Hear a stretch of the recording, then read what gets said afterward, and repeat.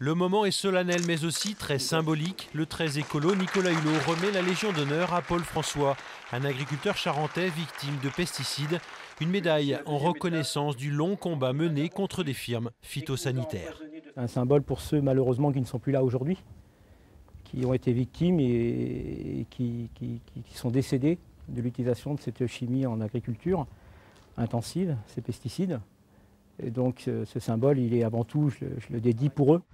C'est au printemps 2004 que Paul François est intoxiqué accidentellement par le Lasso, un herbicide qu'il utilise dans ses champs. En 2008, son invalidité est reconnue comme maladie professionnelle et en 2012, il gagne son procès en première instance contre le fabricant américain Monsanto qui serait responsable de sa maladie. Son combat depuis 4 ans, faire interdire ces produits considérés dangereux. Ce n'est pas utopique aujourd'hui de relever une agriculture qui n'entraîne plus des dégâts sur la santé des agriculteurs, qui n'entraînent plus des conséquences sur l'environnement payées par l'ensemble des consommateurs, payés économiquement, mais payés par leur propre santé aussi.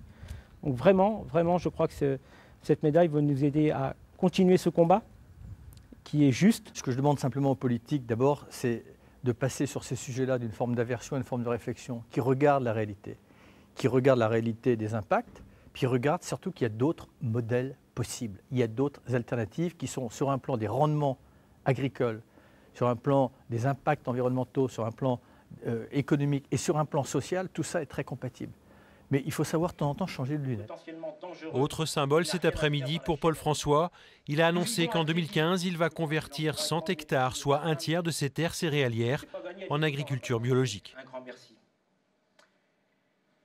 Le bio est une des solutions.